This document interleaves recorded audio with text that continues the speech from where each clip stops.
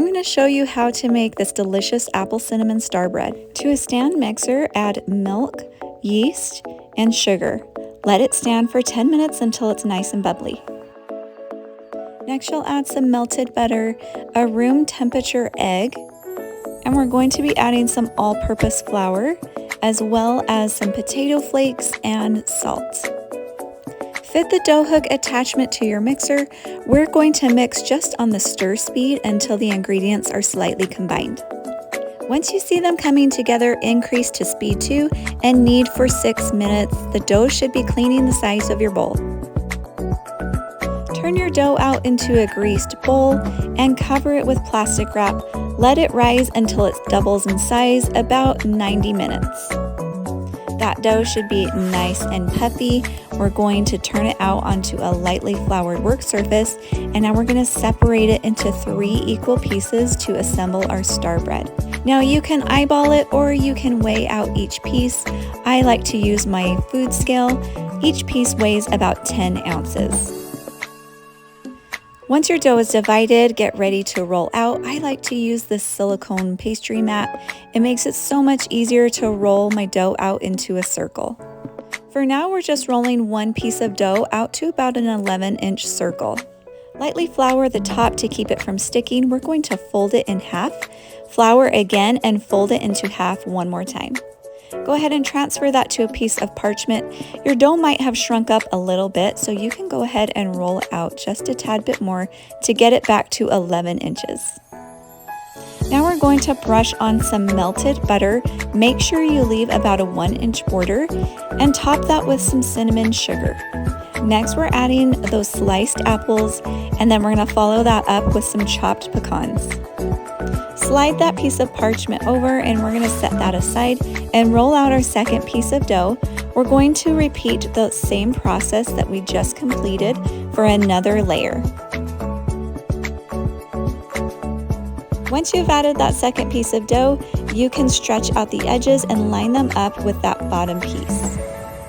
Press the edges together and make sure it's nice and sealed and everything's lined up.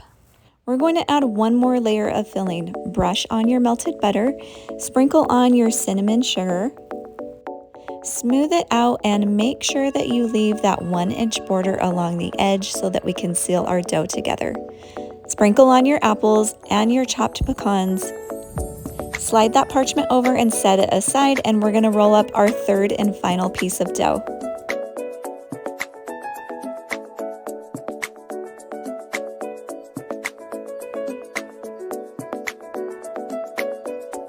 Now this is going to be our final layer. This piece of dough will be the top of our star bread. Again, you're just going to stretch that top layer to meet up with the bottom layers. Pinch it together and seal that dough shut. Make sure that it's all lined up and even all the way around your circle. Slide that piece of parchment onto a cutting board. Place a 3-inch cookie cutter or small mason jar in the center of your dough. This is going to help guide you as you make your cuts. With a very sharp knife, you're going to be cutting 16 total strips into your dough. Start by cutting them into quarters and then cut each quarter in half. Follow that up by cutting each one of those in half as well. Then you'll end up with 16 equal pieces. Remove your jar or ring from the center.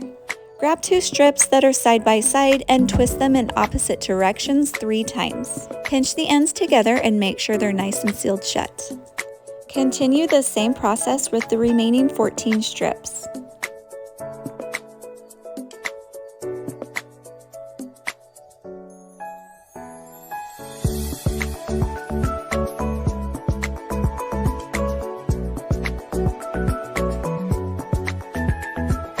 When you're all done, you should have a total of 8 star tips.